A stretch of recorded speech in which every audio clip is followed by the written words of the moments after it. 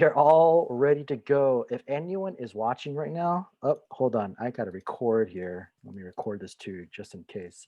Okay, I apologize, guys. If anyone is watching, I told Pastor Kevin this Satan is real, and I do no longer want to use OBS Streamlabs. Okay, just we couldn't get it going. Actually, I couldn't get it going, and I was trying to get the audio synced up, and it wasn't working. But we decided just to do it through Zoom, and I'm live streaming the Zoom right now. So hopefully you guys are catching that. If not, um, I apologize. But we're ready to go now. I want to introduce you guys to my guest today. It is actually really funny because Kevin and I go way back. We've actually known each other since college, and I remember we used to play in like a worship band together for like some of these retreats at church every day. Actually, it was at the church that I actually was attending, and Kevin wasn't there, but now he's the pastor there. So it's really funny. And so he's now over there, and yeah, I remember like when we used to play, like the best song to play was "Make a Joyful Noise." Remember that song? Dude, Make a, so old. that was the best song to play. But I was playing drums and you were leading, so that was fun. It's really good to reconnect. We kind of reconnected a couple of years ago, and so it's awesome. He actually married the head pastor's daughter, Tracy, and then at the time when I was at the church, Tracy and I were like two of like four teachers there at the time. We were like there's like only four of us, and you married her. You married her, and so everything Tracy says about me, I just want to let you know, they're all lies. Okay, they're all lies. What are you talking about? I Unless, saw everything in person. unless she says good things, it's okay. But they're all lies. They're all lies. Thank you so much for taking time to do this. And again, thank you so much. We're like 15 minutes late going through all those troubles. And dude, I promise you guys, and anyone's watching, that Satan is real. Like never had a smooth setup with OBS Streamlabs. And Kevin, he just convinced me like I'm no longer going to use it. I'm going to buy Ecamm Live and I'm going to start using that. But hey, Pastor Kevin, why don't you take a moment? And there's some people who are watching that might not know who you are. I take a moment, just kind of introduce yourself, let them know a little bit about who you are, your family, your ministry, things like that. Yeah, so I have been the youth pastor at Church Every Day in Northridge, where we had the earthquake back in '94. And yeah, I've been there for the last 16 years as the youth pastor there. Marrying the senior pastor's daughter does give you some advantages with regards to job security. But yeah, I've been a bivocational pastor for most of that time. And I've been in the animation industry for the last 13 years. But I've recently transitioned, or I'm beginning the transition over to the college and young adults ministry at our church. And it's a very interesting time to be doing that particular transition. But as John mentioned, I'm married to Tracy, and we have three kids. Caden, an 8-year-old, Isabella, a 6-year-old, and Ian, who is currently 3, but has the mindset of a 6-year-old. He's a character. And then, yeah, I'm actually a seminary student doing my MA theology at Talbot right now too. So Talbot, that's the greatest my bio. school, greatest school, Talbot School of Theology, best seminary ever. Oh, I forgot, I graduated from there. Okay, all right, the best school ever. Okay, and again, you're doing high school ministry right now, but there's kind of a transition happening right now. Yeah, so we combined a couple of years ago, junior high and high school. So we've been doing that for the last couple of years. But yes, I'm in the middle of transitioning out of youth ministry, actually, and doing college and young adults, and then also overseeing the education department at our church as a whole. Awesome. Yeah. Oh, man, that's really exciting. That's good stuff. Good stuff. And you have 3 kids, right? 3 kids. Yep. 3 kids. I also have 3, just got our third, Yep. 3 months old now. And so I finally joined your club. Maybe you can now invite me to your dinners. Maybe you can now. Yeah, well, there's a secret club for people who, yeah. Okay. Who have 3 kids. Hopefully I could get in now to your secret dinners. We meet once every 8 years. Oh, man. Well, we're doing this because we're trying to connect together, but we're also trying to have a united front. That's why I'm interviewing a lot of my friends, and we're all kind of in this together. And I enjoy doing this because not only do I get to connect with my friends like you, but I get to also learn from you, get to hear your insight and wisdom and things like that. Let's just kind of start off with just kind of a question about your family. How is your family doing? How's Tracy dealing with all this? How are your kids dealing with all this? Are they like kind of going through cabin fever? How are you guys all doing through this time? Yeah, so our oldest two are in school. They are kindergarten and second grade. And what's interesting is we actually felt pretty well prepared for this. And what I mean by that is when my oldest was in kindergarten and the youngest should have been, or the middle child, Isabella, should have been going to preschool, we actually decided to homeschool. So we homeschooled for an entire year and then they went back to school. So they go to a classical academy right now. And so they went back to the classical academy a year ago. So we were a part of their homeschool co-op and then they started to officially go to school. And then this year, the year got cut off because we are back at homeschooling now. So when the school shut down for a couple of weeks, when we were first getting into all of this and we were thinking we might be back at school by April, it was kind of like going back to homeschooling for us in terms of our rhythms that we had previously. So it's been good in the sense that, we get to do like big family breakfasts. That's usually a really, really good time for us. With regards to the actual homeschooling process, I mean, fortunately for us, consider ourselves very lucky in this sense. Like we have a lot of the school materials, we have a lot of the different things that the kids needed in order to do homeschooling from home pretty well. So in that sense, it's been God's blessing for us to be able to have all those materials. So we made the switch pretty easily. But I know that there's a lot of families out there that's, it's tough. It's really difficult right now. So we've been having a lot of conversations with various parents with regards to little things like what you can do to make the day easier with regards to things like scheduling. Recently, I just did an interview with another couple who they're the ones actually that convinced us to try homeschooling to begin with, and just reminded of just how important it is to have your time in the morning with younger kids, especially just how crazy it is to try to do things in the afternoon. But it's a struggle in that sense. Like today, because my weekends are so crazy, because our church right now, we're doing pre-recorded video services and we're doing 6 videos a weekend because we do videos for all of our children's ministries from preschool all the way up to my ministry for college and young adults. And so it's a ton of content, it's a ton of like production work that we have to do. So Mondays I try to sleep in, but like today we had everyone sleeping in. And so our day just got shifted late. And so our school day got shifted late and it hasn't been good for the kids today. But aside from that, like I would say we're doing pretty well, all things considered. Just want to let you know, Andrew Kim wrote in the live chat, said, "Hi, Pastor Kevin." Andrew Kim. Hey Andrew, good to hear your text being read by John. I'm going to be reading you text from your used to this.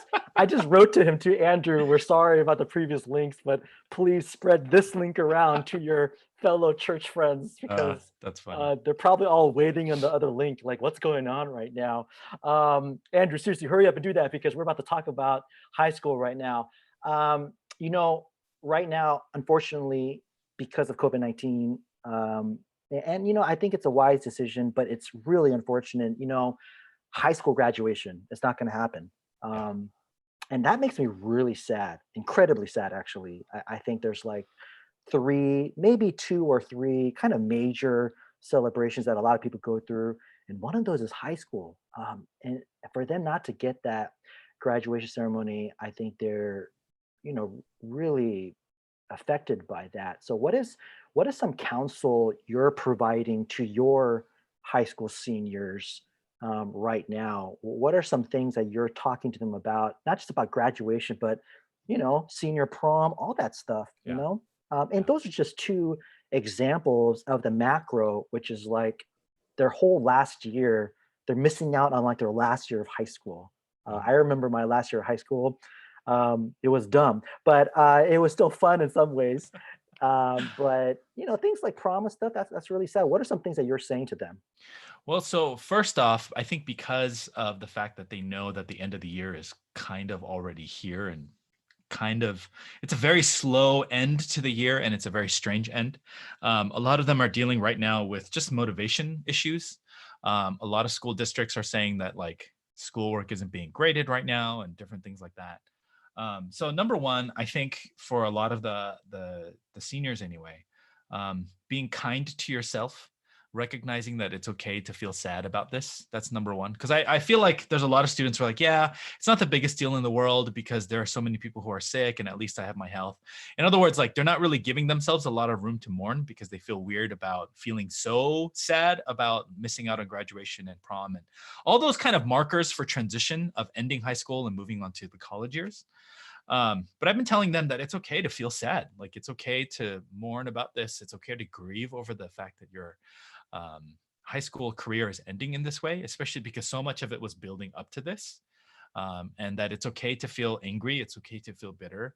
Even if you don't know where that anger and that bitterness is supposed to go towards, it's okay to feel those things. I think a lot of students have just been trying to suppress it because they feel, again, like a little bit guilty about the fact that like they're complaining about something when it's not a life or death situation. But I've been telling them that like it's okay, and the same goes for like college seniors too who are graduating and moving on. We have a lot of people that are kind of in the same boat with regards to how they feel about this. And so number one, like it's okay to grieve over this. It's okay to mourn over this. Number two, recognize that you're going to be sad about this for a long time, right? Just because you're not going to be able to go through it now doesn't mean even a year from now, when hopefully, we are able to have graduations again, there's always going to be a part of you that's like, oh, it sucks. Like the class after me got it, but our class didn't get to have one. And so recognize that like you're going to be going through this process for a while.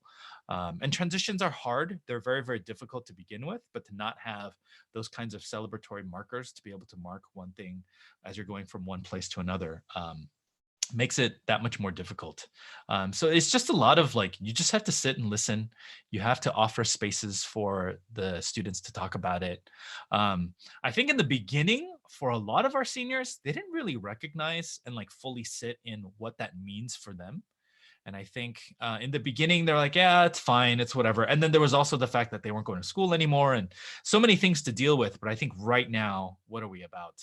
Maybe 5 weeks into a lot of the schools shutting down, you have a lot more students right now who are settling into the reality of what this means. And so I think in terms of students getting depressed, in terms of students, feeling really sad about this, I think right now is really when we're going to be seeing a lot of this. Like we've noticed in our Zoom calls with our small groups and in general, like students are prone to turning off their cameras more often. They're prone to not show up for meetings more often too. So I think reaching out and having a lot more like one-to-one, just little spaces and opportunities for them to tell you about how they're feeling. And just to be able to listen, that's really number one. In a couple of weeks, we're hopefully, or within the next couple of weeks, we're hoping to help kind of parents of seniors specifically, give them some resources just with regards to how to deal with this, because their kids are going to start to get really angry. I think that's what's going to start to happen. They're going to be more irritable. They're going to be more just overall frustrated with life. And we want to help and encourage the parents to know that like a lot of this is not directed towards you, but it's going to feel that way. So let's give as much grace and as space as we can to our kids as they wrestle with this new reality of what they're going to be facing as they head into the summer. And there's not a lot that we can specifically do, right? Because it's not like, oh, well, they don't have a graduation at school, so we'll just throw a graduation at church. Like that's not like the solution to this particular problem. So I think we're still racking our brains over how to provide something from a church perspective that's going to be somewhat meaningful. But again, social distancing doesn't really allow us to be able to do that easily anyway. So we got to figure something out. Yeah, I think it's going to be a long time. Even if the curve does go down, I think it's still going to be a long time before they allow large gatherings to Yeah, still happen. I right. mean, even if by June we're down to like, 50 cases or whatever, I mean, I don't think sports and baseball stadiums are going to start filling up back again. And then that goes the same for churches. Yeah. And so, man, it's kind of unfortunate that like, yeah, even if we wanted to do like a mock graduation, I mean, is that even going to be possible? You brought up a really good point. I didn't even think about this. This is why you're so much smarter than I am. But like, yeah, next year when go visit their friends' graduations, it's like, man, I never got this. And gosh, man, it makes me so sad. It makes really, it makes me feel for them a lot. Do you see yourself kind of tailoring some of your sermons right now, um, basically kind of resolving some of this tension that they have and some of the stuff that they're going through right now on Sundays? Not so much in sermons, but definitely in the like our small groups and definitely on like one-to-one counseling stuff. A lot of students, I mean, they're just more used to talking on text messaging. So texting a lot of students with regards to that kind of stuff and having a lot of conversations there. But I am noticing an upswing with regards to like being quote unquote over this. Like, um, I think because in the beginning there was a sense that, oh, this will be over soon and we're going to kind of get back to normal. Hopefully we'll be able to go back to school before graduation so we can graduate and move on. But I think now that the reality of all of this is beginning to settle in for people, um, yeah, there's definitely a sense of anger and bitterness. And I think that's definitely something we are going to have to start talking about. Like, Right. where do you take that stuff? Where does your anger and your frustration go to? And so I think it's good. I'm seeing a lot of pastors turning to the Psalms specifically with regards to spiritual resources for how we deal with this, because the Psalms are filled. It turns out when you're super frustrated and angry and you turn to the Psalms, that's like all you see all of a sudden. And it's kind of surprising just how much frustration, how much wrestling of God there is in the Psalms.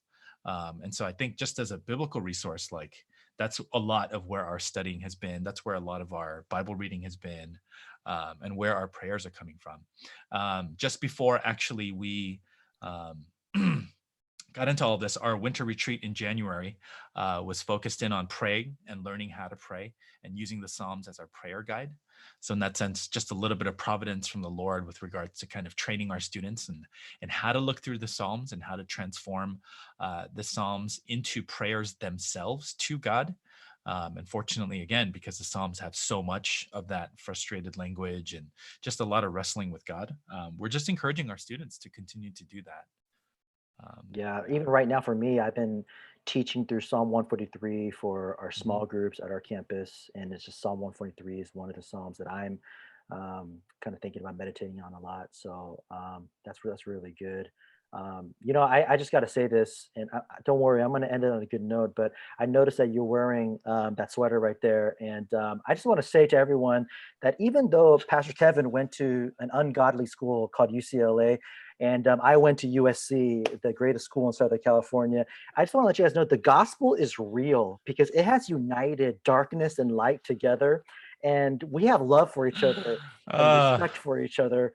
And I'm going to allow you to wear that. I can't believe you wore that during this interview, but a bunch of I'm going your to allow guests you. previously have worn other schools, so I felt like I had to redeem your shows to some degree by wearing the proper attire. I actually asked Uh, Tracy, I was like, should I wear this? Is this too casual? I was worried about being casual, and then I realized, oh snap, John went to USC. This is oh perfect. I gosh, this have to is wear this. I have oh to wear this. man, so I'm gonna so. make you stare at this for the next hour. I know my eyes already blinded a little bit. It's kind of bad.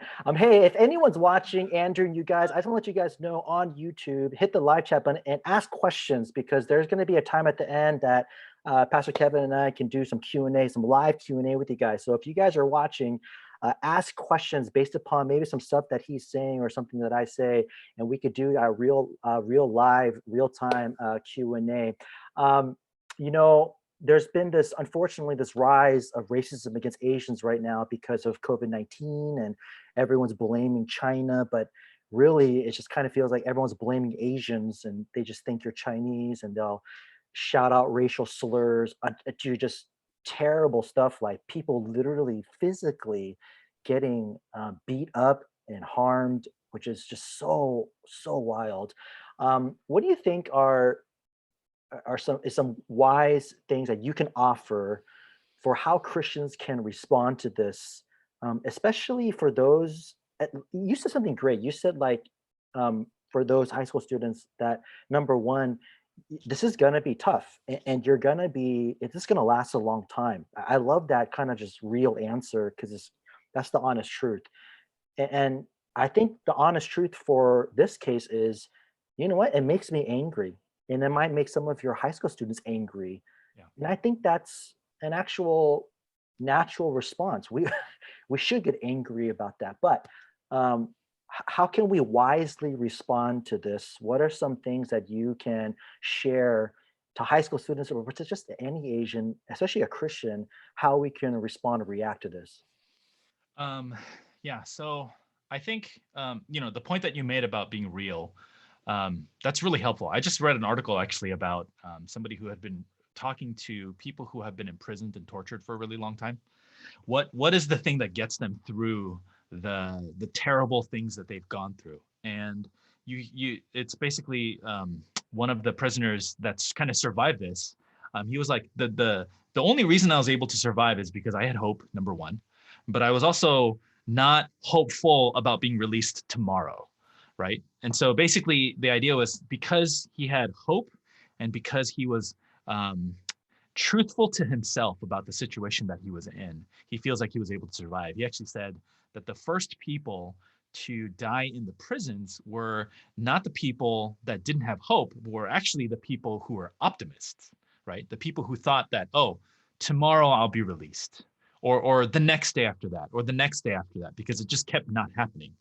And so I think even for this issue with regards to racism, I think it is important for us to realize that number one, it's real and it's out there and it has been rising. A couple of my friends have just been in a little bit of denial over this because they haven't had any personal experiences. Like I haven't experienced a ton, but right before we were supposed to start wearing masks, like right before the city of LA said everyone needs to, or it's recommended that everyone wear masks outside. I mean, I was wearing a mask like probably the week before that. And I remember stepping out of our church to cross from one side of our parking lot to the other side of the parking lot. And there's a guy in the parking lot who just like saw me and just like freaked out and like ran over to the other side. And I was like, oh, that's interesting. Like it was a slightly more passive form of racism. And it could have been the mask too. But I just saw like the shock in that person's, face. And it didn't bother me that much at the moment, but for whatever reason, it stuck around afterwards. And I remember getting a little angry about it. But honestly, with regards to this, like, I think number one, what it points to is just how broken this world actually is. I think for us to start to realize that and recognize that is helpful because, again, it's easy for us to think that the brokenness and the sinfulness of humanity doesn't really affect me in my own little bubble. But again, once you witness racism or experience racism in that way, it just puts a stamp on that. Like this world is broken, sin is real, and the gospel has solutions for it. We're actually getting into the book of Jonah as our new sermon series for this month. And Jonah, parts of Jonah is at the core of it a story about racism because you have this man who is a prophet of God and doesn't want this particular foreign city to be saved. And so God deals with him by having him be swallowed by a fish by 3 days. And so you almost kind of wish that would happen to everyone who has racist thoughts. But God doesn't fight racism with racism, right? God doesn't allow Jonah to continue in his behavior. God actually confronts him over with his sin and then graciously actually gives him an opportunity to repent of it. So I think similarly with us as Christians too, there's a lot that we can do with regards to not amplifying the situation, not making it worse. I know especially with regards to students, particularly boys, who are playing a lot of video games and chatting with a lot of random people and having video chats with a lot of people because of the games and stuff. Like I know that a lot of them experience and hear racist things, and I'm encouraging them, don't say racist things back. Like that doesn't help the situation, right? You may not necessarily feel compelled to confront each and every single person that you're playing video games with because you don't feel safe or just feel like that's the place for you to do it, but don't fight back racism with racism. It's not helpful. All that Grand Theft Auto, dude, and like Call of Duty. And they all like shout out to each other. I'm like, dude, man, you guys are messed Yeah. up, dude. Yeah, yeah. It's shocking how unchristian video games make some people. The true nature comes out, the true nature. Yeah, yeah. And I know that, there's a little bit of like bro culture where it's like some of that is there's a pass that you give to certain people in terms of the things that they say. But I always try to encourage the guys like don't involve yourself in that kind of like there's a certain amount of trash talking that, is allowable. But you start getting into the racist stuff and at some point that's not okay, right? Um, so I think talking about it is definitely one of the ways in which we deal with this and You being know, real about what we're experiencing.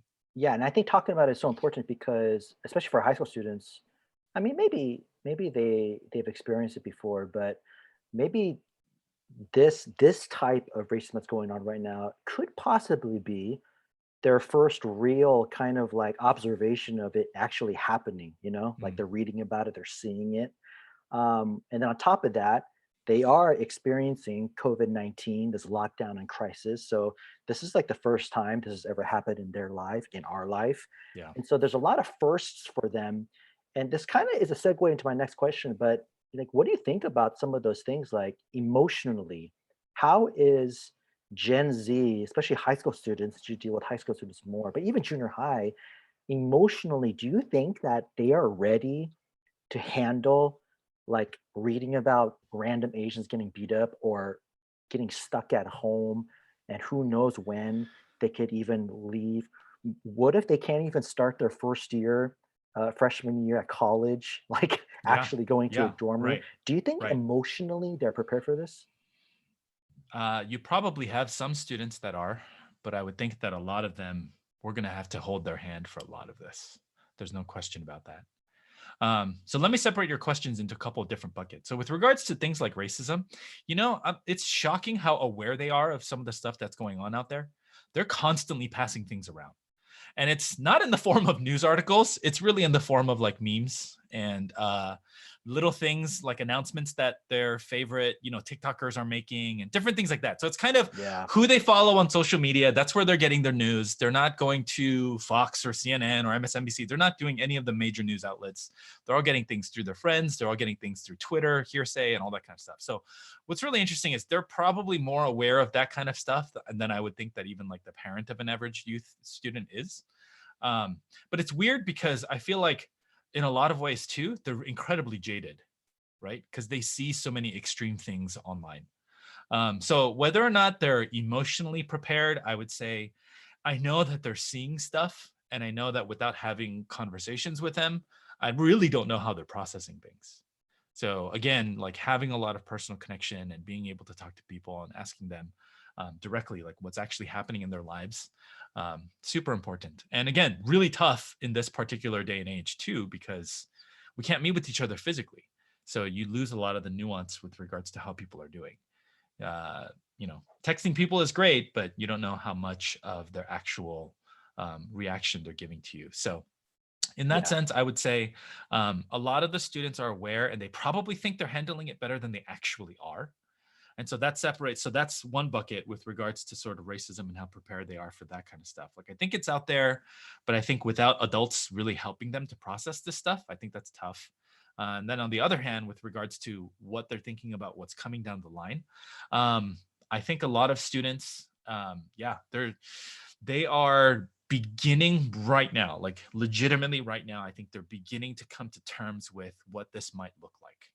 And so, what that means is that we need to show them a lot of grace. We need to give them a lot of space to be frustrated, to be angry about it, to be bitter about it, and allow them the opportunity to be able to say those things. Like, it's okay to be frustrated. It's okay to be mad about the whole situation, and it's okay to be legitimately sad about the fact that, yeah, like a lot of seniors are getting their college acceptance letters right now. And the fact is, you can get into the school of your dreams, but you might really not be able to go until next year. Like your freshman year might just be all online. And so that, like, being able to talk about those things and bringing those things up, I don't think it's a bad idea to like talk to students about those kinds of things, like being afraid that you're going to trigger them for that kind of stuff. I actually think that it's actually wiser to get ahead of that conversation, get ahead of that curve, and begin to prepare them for the realities of what might actually be. Because again, if they have thought about it before it actually happens, they're going to react a lot better to it, especially if they've been able to process it and discuss the what ifs with somebody who they can trust and with somebody who's going to be, again, pointing them to the gospel. Man, you're just so much cooler than I am. I was talking about like CNN news articles, and you were like, no, it's like they're memes. And I was like, oh yeah, I forgot about those memes. Yeah, They're not reading full news articles. What are you talking I about? know. What am I talking about, dude? I'm so stupid, It's dude. our job to read those things and Yeah, process it for the students, you know? I never really got into that meme type of culture. It's so weird. I never really got into it.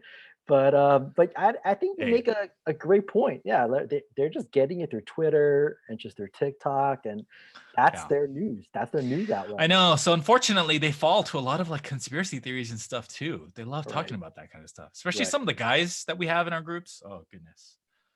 No, Uh, it's insane that social media, the way it's perceived and accepted, they think that there's um, absolute credibility with social media. I'm just like, dude, some like of it, yeah, it's pretty I bad. think I think more parents need to get involved and be like, no, you cannot. I don't know. I might be too extreme, but I just feel like especially elementary students, I don't think they should have phones. I just Yeah. why No, you're give not being them. extreme. You're paying attention to the news. Yeah, like why would you give a third grader full access? Like full access. It's like worse than like the worst things that you could see on TV at midnight. It's like you full access to that. So crazy, so Yeah. insane. Well, and it's only going to get worse because now you have elementary kids that have to be on specific devices. Right. Like Right. iPad sales have skyrocketed because everything's online. So there's Yeah. to some degree a justification for getting them those things, but at the same time we have to be more vigilant. So it's going to be I think we'll see the effects of this in terms of like how much more screen time they're having like a year from now, and we're going to see what it does to our kids. But Dude, it's a really dangerous experiment for sure. dude, I'm one of those dads where if my kids are on iPad, I'm just gonna be watching them the whole time like this. I'm gonna like just appear like over their shoulder. What are you watching, Yeah, dude? yeah, yeah, yeah, yeah, Oh, yeah. I'm one of those dads. So what do you think? What do you think in terms of, or not in terms of, that's not the right way to put it, but during this COVID-19 crisis, during this lockdown, what are some key things that you believe Gen Z should be doing, they need to be doing more of, or what do they need to be thinking about in light of this new normal that it seems like is going to be happening? What are some key insights that you think they should be doing? Um, I think number one, um, they need to realize and recognize that God is sovereign through all of this, and Yes. that He is not has He's not let go of control. This is not outside of God's purview. Um, and I think we need to wrestle with, okay, what does it look like then for me to not be in control? And I think because I think control is actually a huge idol for Gen Z, because you can control so much of your life now, right? You can have food delivered to your house from any restaurant now, not just pizza delivery, right? You can choose your friends, like your social media is your own little tiny bubble that you've created for yourself. If you want to have total safety in terms of like ideas and the people who are just like you can curate so much of your life. And I think this definitely puts in front of us this idea that, like, well, you can curate your life all you want to, you can create a schedule all you want to, but when something like this happens, and the coronavirus is invisible, right? Like there is an invisible force out there that has completely wrecked all of the plans that you've had in the future. What does that mean in terms of how much control you actually have? So I think it's important for us to have that discussion with our youth students. And so again, if you feel really depressed or really emotionally unstable about the fact that you've lost a lot of control, the idea is, well, what do you do? Well, fortunately for us, the Bible teaches us that we trust in a God who does have control over everything. And so in a world where we feel like we have so little control, it helps us, and we can put our hope in the God who does have absolute control. And so this is a good time and an opportunity for us to talk about, what does that look like? What does it look like to surrender to God during this particular time? So I think for parents and for youth pastors to talk to their students about surrender and what that looks like, um, I think this is like your life is just a great illustration of like how important this particular um, how important it is for us to talk about that. So that would be number one.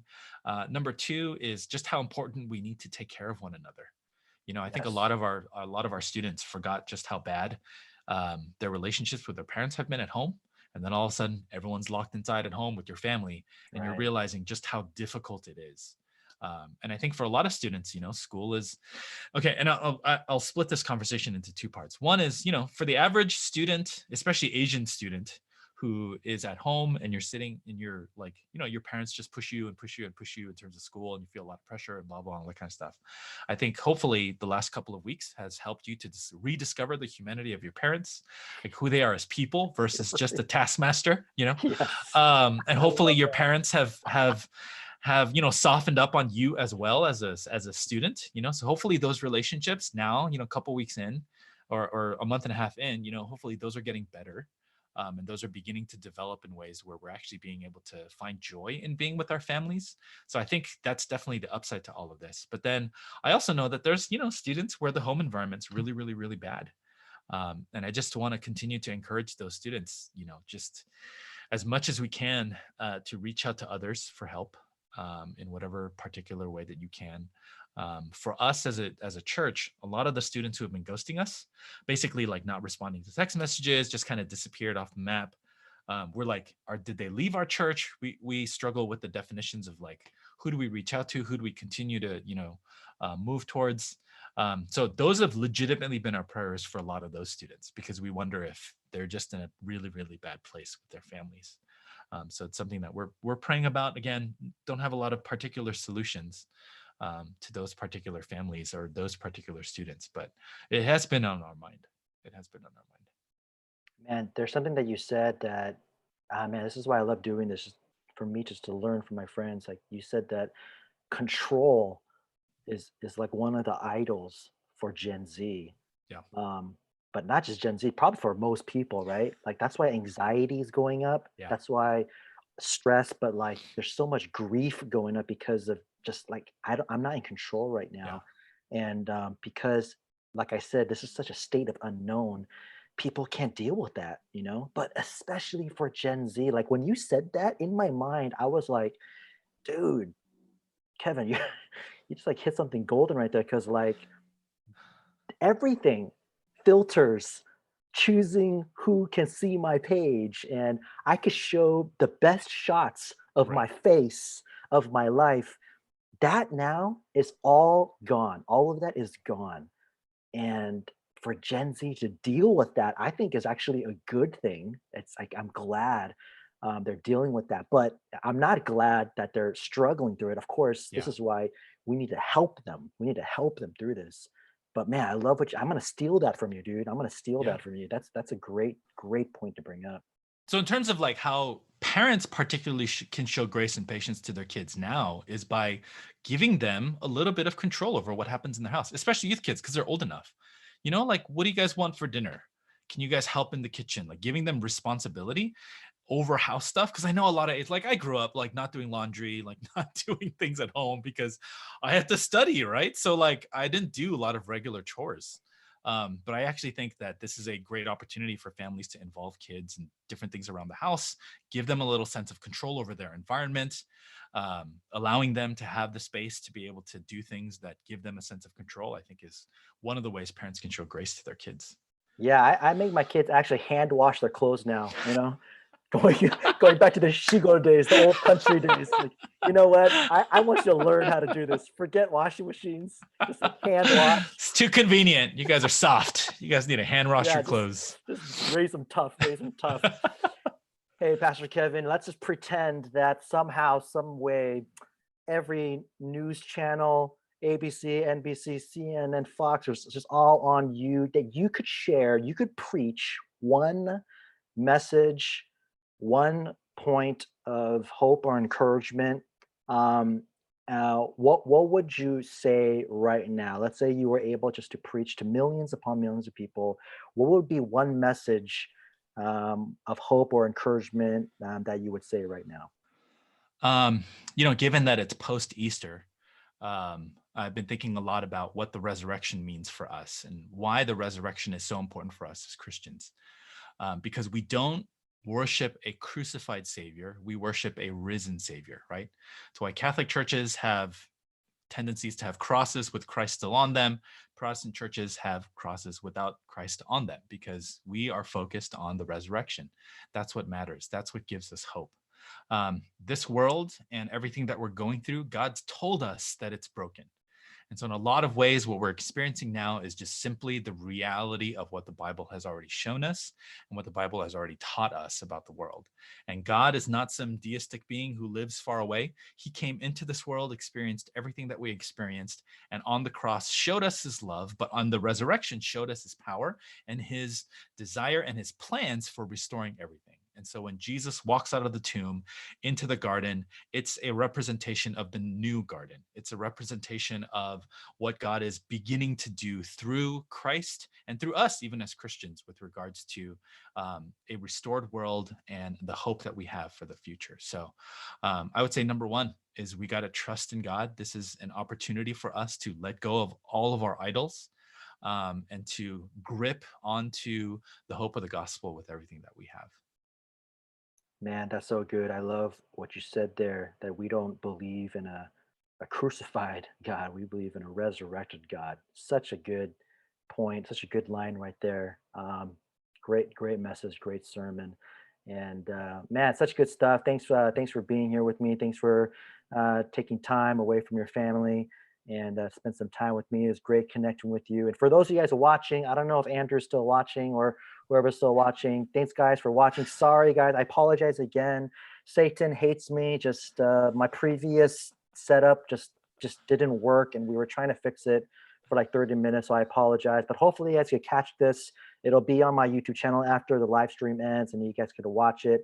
Pastor Kevin Yee, you are pastor at Church Every Day. I will put that link to your church in the YouTube description down below. But how can people catch you or catch your service on the weekends? When are you guys streaming?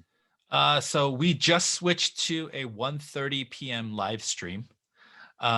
We were doing just pre-recorded and just releasing those on Sunday at 8 a.m. But they can go to churcheveryday130.org, and that's the website for our particular ministry and what we're doing. Awesome. Okay, is that for high school students? That's the college and young adults now. Okay, Yeah. college and young adults. What Yeah. about high school? Do they have their own service at all? They do. So that would be rootsministry.com. Oh, no, sorry. That's the name of our ministry, but we don't have that URL. It's www.roots@churcheveryday.com. Okay, roots@churcheveryday.com. churcheveryday.com. And what time is that at? That's actually anytime after 8 a.m. So Oh, that's a okay. pre-recorded service that you can watch. So high school, youth students, Mhm. junior high students can watch that one. Yeah, and College that's what- adults can Yep. catch you guys live at 1:30. 1:30, right? Okay, awesome. Are you preaching there at the 1:30 one? For the 1:30 ministry, and then our other pastor Daniel Kim is preaching for Roots right now. Potter, good old Potter. All Kim. right. Yep. Potter, I know you're not watching, but much love to you. All right. I've known Potter since he was in college. Okay. So Yeah. nice to be his KCM pastor. But okay, awesome. So anyone who's watching, if you're a high school student, junior high student, go ahead and check out Roots Ministry. They have the website. I put that link down below. College, young adults, you guys can catch Pastor Kevin preaching live at 1:30. And I'll put that link down below too. Great church, guys. Church Every Day. I used to go to that church when I was in college before Pastor Kevin, and it's a church in Northridge, California. So anyone around that Northridge, Sherman Oaks type of valley area, if this ever just goes back to normal, go ahead and check out that church. Church Every Day. Great church. I loved that church. It was always fun being there. Pastor Kevin, thank you so much for spending time with me. I appreciate you. And I hope your family is safe and healthy. Thanks everyone for watching, and we'll catch you guys here next time. Thanks, John.